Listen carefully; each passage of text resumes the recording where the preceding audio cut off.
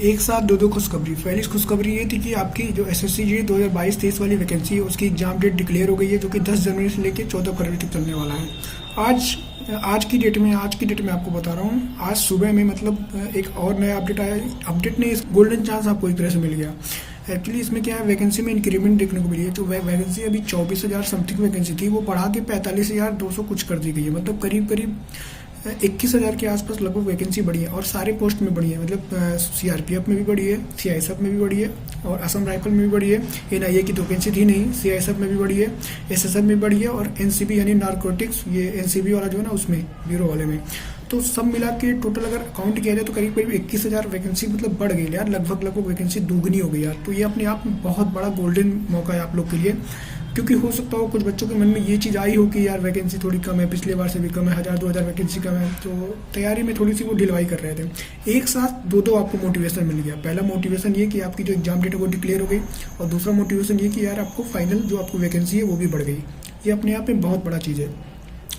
अब मैं अपनी बात करता हूँ कि मेरे पिछली बार मैंने एसएससी का पेपर निकाला था, रिटर्न क्लियर किया, तो मेरे 17.07 नंबर थे और मैंने फिजिकल भी क्वालिफाई कराया और मैंने मेडिकल भी क्वालिफाई कराया। सब कुछ आपके सामने स्क्रीन पे दिख रहा होगा मेरे स्कोर कार्ड। तो मैंने इसको अच्छे से क्वालिफाई किया। मोस्टली बच्चे ये चीज़ जानते भी हैं।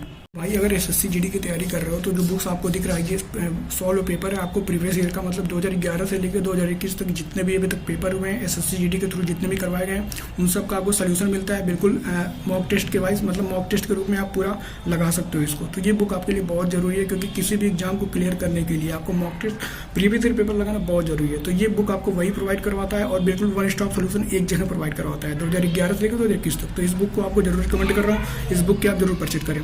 और आपको सेकंड बुक दिख रही है मॉक टेस्ट की, 50 मॉक टेस्ट की, इसमें 20 आपको ऑनलाइन मिलेंगे, 20 आपको बिल्कुल इसी बुक में मॉक टेस्ट के रूप में मिलेंगे, और 10 जो सेट आपको मिलेंगे वो प्रीवियस ईयर बेस्ड मिलेंगे, बिल्कुल नए पैटर्न पे। तो ये भी आप बुक जरूर परचेज करें, क्योंकि प्रीवियस ईयर लगाने के बाद आपको ये बुक लगाना बहुत जरूरी है, मॉक टेस्ट वाला। और कुछ और आपके सॉल्व पेपर दिख रहे होंगे, ठीक है, वॉल्यूम 1, वॉल्यूम 2, वॉल्यूम 3 और एक करंट अफेयर की ये वाली बुक आप जरूर मंगवाएं, क्योंकि जीके जीएस में यार सबको समझ एक चैलेंजिंग रहता है कि जीके जीएस को कैसे करें। तो ये बुक लगाओ टॉपिक वाइज, जो अभी तक प्रीवियस ईयर में जितने करंट अफेयर के क्वेश्चन आए हैं उसका इन्होंने अच्छे से टॉपिक वाइज सोल्यूशन दिया हुआ है, ठीक है, जिससे आपको पैटर्न पता चलेगा कि यार अभी तक प्रीवियस ईयर में कैसे करंट अफेयर के क्वेश्चंस आते थे। तो ये बुक्स, सभी बुक्स का लिंक वीडियो के नीचे दे दे रहा हूँ डिस्क्रिप्शन में, इसको आप जाके अभी परचेज कर सकते हो। थोड़ी सी चर्चा अगर मैं अपनी तैयारियों पे करूँ कि मैं कैसे इतने नंबर लाया, मतलब क्या चीज़ किस तरीके से मैंने तैयारी करी, किस तरीके से मैंने पढ़ाई किया था, अगर इस चीज़ को थोड़ा सा इंक्लूड करके मैं थोड़ी सी अगर डिटेल में बातें करूँ तो देखो, जैसे कि आप मेरे स्कोर कार्ड देख पा रहे हो, इस स्कोर कार्ड में आपको एक चीज़ कॉमन दिख रहा होगा कि यार मैथ और रीजनिंग में मेरे नंबर बहुत अच्छे हैं। मतलब यार मैथ में मैंने 24 क्वेश्चन किए थे, एक मैंने छोड़ दिया था। तो रीजनिंग में भी मैंने 24 क्वेश्चन किए थे, एक क्वेश्चन मुझे नहीं आ रहा था, बिल्कुल नया पैटर्न में था, मैंने कभी उसको पढ़ा नहीं था, तो वो मेरे से छूट गया। तो 24 में से मेरे 23 क्वेश्चन सही निकले, तो मेरा टोटल ऑल ओवर मिला के 22.75 नंबर बने मैथ में। यही सेम हाल रहा रीजनिंग में, 24 में से 23 सही रहे, तो 22.75 नंबर इसमें भी बने। हिंदी में थोड़ी सी मेरे रॉन्ग ज़्यादा हो गए, मतलब कुछ सिली मिस्टेक्स मैंने किए थे हिंदी में। अगर वो मिस्टेक्स मैंने नहीं किए होते तो यार मुझे बहुत अच्छा मेरे लिए हो जाता, स्कोर मेरा और अच्छा 80, 75, 78 या 80 के करीब मेरा स्कोर आ जाता। अब हिंदी में देखोगे 17 पॉइंट समथिंग नंबर है, 17.5 नंबर है, इसमें थोड़ा रॉन्ग मेरे ज़्यादा हो गए थे। और मैं जीके जीएस में आप देख रहे हो केवल 6.25 नंबर है। एक्चुअली में जीके था भी हार्ड था जीके यार। अब मैं आपको पेपर अपना शेयर कर दूंगा, मेरे पास बहुत सारे पेपर है, मैंने बहुत सारे बच्चों को रजिस्ट्रेशन नंबर और डेट ऑफ बर्थ डाल के, मतलब कम से कम 50 आंसर की मेरे पास होंगे बच्चों के एसएससी जीडी 2021 वाले। आप कहोगे तो मैं आपको दे दूंगा वो चीज़, आप कमेंट करके बताना। अगर मैं अपनी बात करूँ तो मैं आपको अपनी जीएस का लेवल दिखा दूंगा कि जीएस का क्या लेवल था मेरे एग्जाम में। तो सही में वो 6.5 नंबर 7 नंबर जो भी आए ना वो बहुत अच्छा नंबर है मेरे हिसाब से। तो वरना क्वेश्चन तो ऐसे आए थे बिल्कुल पढ़ने नहीं पड़ रहे थे जीएस वाले।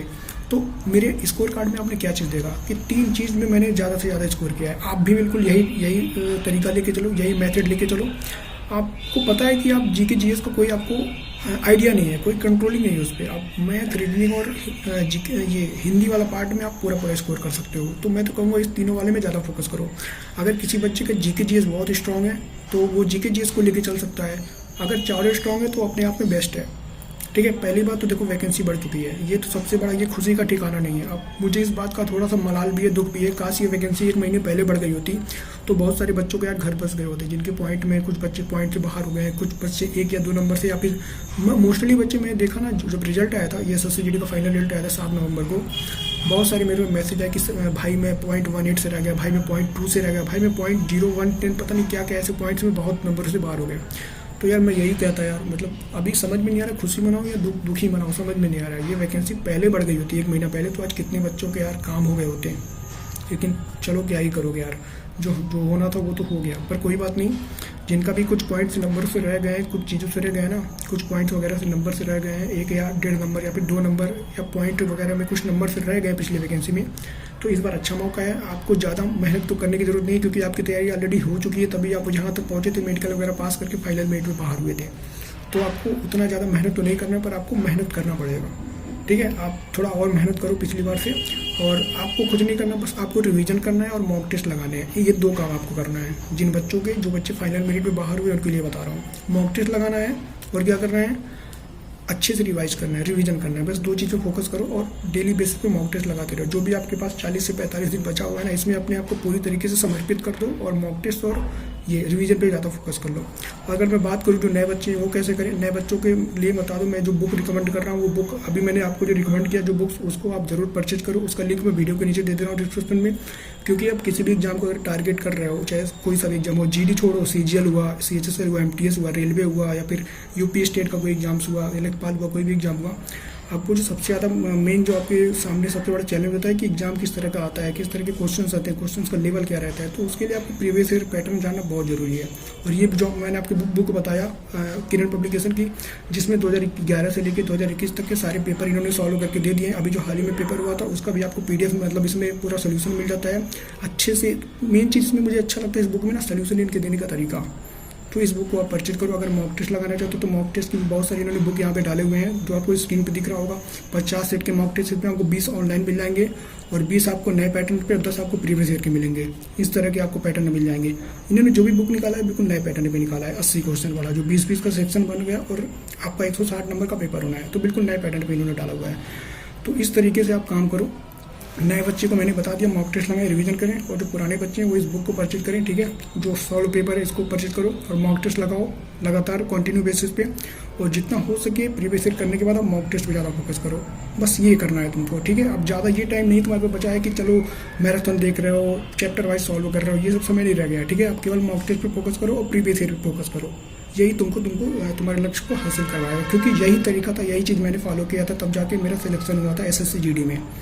और आपको भी यही गाइड कर रहा हूँ। मैं यही चाहता हूँ कि आपका भी सिलेक्शन हो जाए।